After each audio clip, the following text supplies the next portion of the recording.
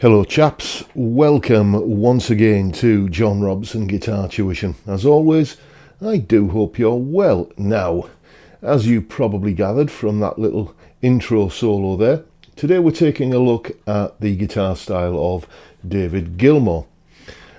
Of all of the guitar styles that I get asked to teach in lessons and so on, Dave Gilmour is probably right at the top of the list. I've done 2 YouTube videos so far on his style of playing, but both of those looked at specific solos, Comfortably Numb and Time. But this is more just a general kind of look at his characteristics and traits. This is not a guide to how to become a David Gilmour impersonator. That's not what we're about here. It's just what are his kind of typical things that he does and how can you use them. The solo that you heard there is an excerpt from a new course that I'm putting together called, well, I don't know what it's going to be called yet, but it's going to be looking at the style of David Gilmour.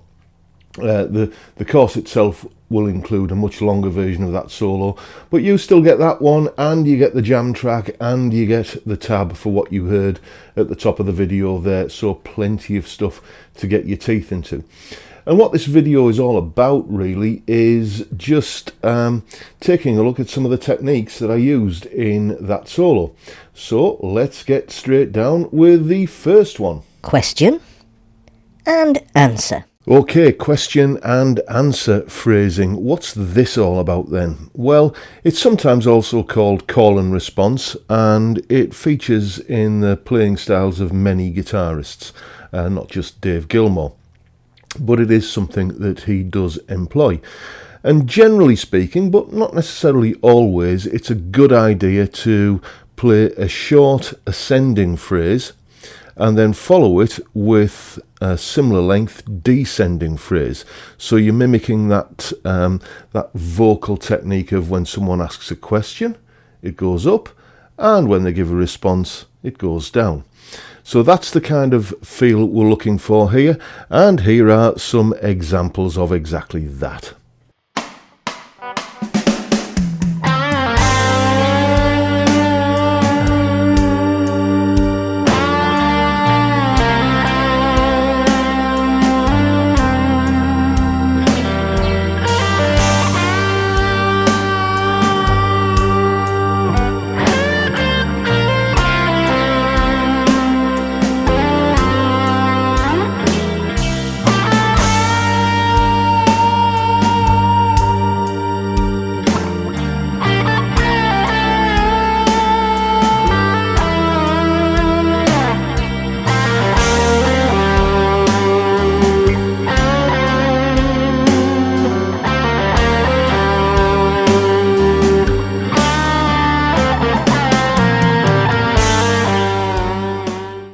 So now let's have a look at the next little Gilmourism that we're dealing with today. Multi-stage bends. Okay, multi-stage bends. What's that all about then? Well, here's an explanation and some examples. Okay, so what I'm going to do here is take this G note, 8th fret on the 2nd string. And basically that's the root note of the G minor chord that I'm kind of thinking of playing over. And if I bend that note up a tone, it takes it to an A, which is going to sound a little bit tense over the G minor chord. Not exactly wrong, but not particularly resolved either. It's adding a bit of tension, and that's a good thing, because what I want to do next is resolve that tension, and this gives a pleasing sound. Okay, so how am I going to resolve that? Well, I could just let the note back down to a G, like that. But I'm not going to do that. I'm going to bend the G note up to the A, and then I'm going to bend it up again, another semitone, to B flat, which is a note that's in the G minor chord. And then I'm going to allow it to come back down to the G.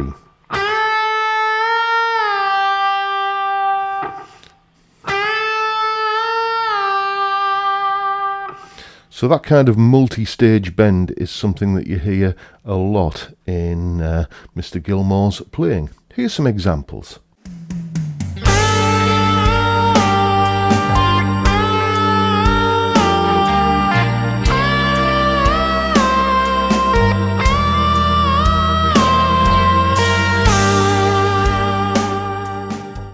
There you go then, multi-stage bends. Let's have a look at what's next. Thematic Development. Indeed, thematic development, or put simply another way, making the most of each lick. What you're going to see next is the idea where I play a lick, then I play it again, but with a slight variation. Then I play it again, but maybe lengthen it or modify it in some other way. Then I'll take the actual phrasing rhythm of it and take it to a different part of the scale that's going on. We're in G minor here, in case I hadn't mentioned it already. So take it to a different part of the G minor scale, and then maybe vary that a little bit, and then bring it back home to where we started. And you'll hear that I can play an entire cycle through the chord sequence, just basically working off one lick. It sounds good, it gives each lick a sense of continuity following on from the previous one, and it means that you're not burning through all of the licks in your repertoire before you've got halfway through the solo. Here's what I mean.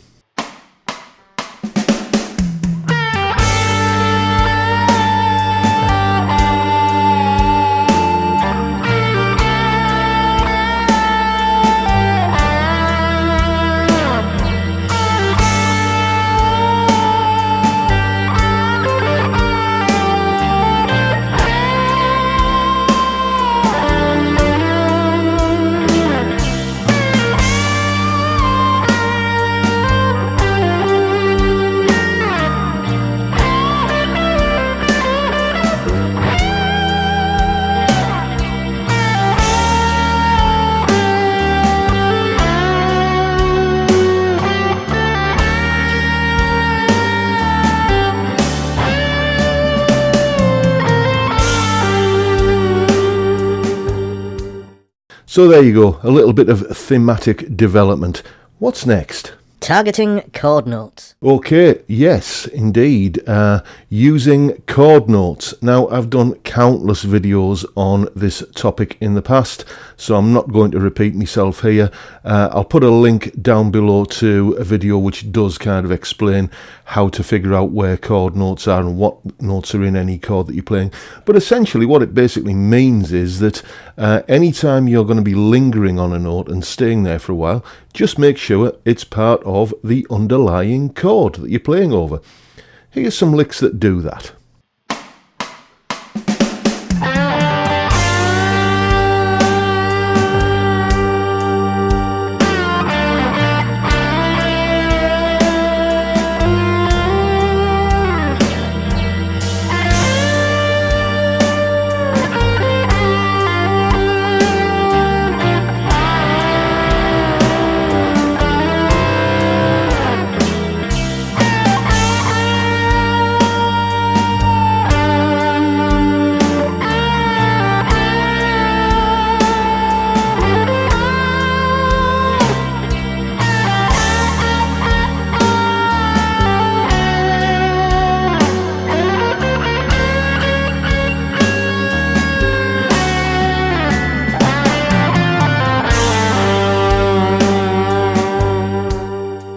So there you go. That's what it sounds like when you kind of hang on to chord notes and feature them strongly in the solo.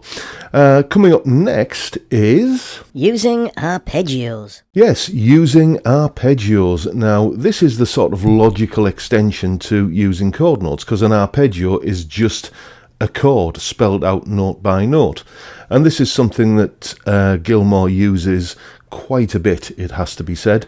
And well, here are some major and minor arpeggio shapes. They're both major and minor here are shown over a G minor chord and a C major chord. Here's what they look like.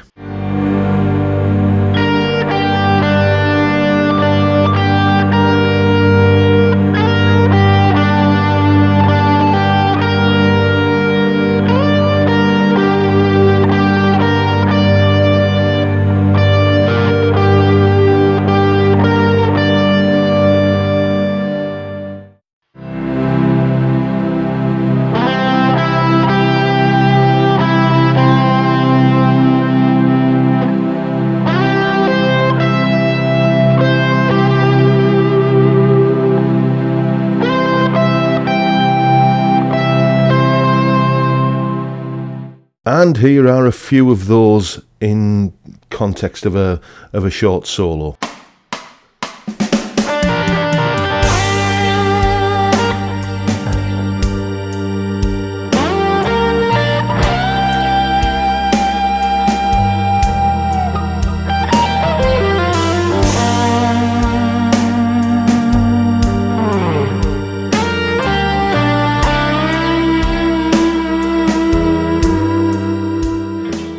So there you go. All of those techniques, all 5 of them, question and answer, and multi-stage bends, and thematic development, and using chord notes, and then spelling out arpeggios, they're all involved in that little solo that you heard right at the top of the video. So grab the tab and have a go and see if you can spot which techniques are happening where.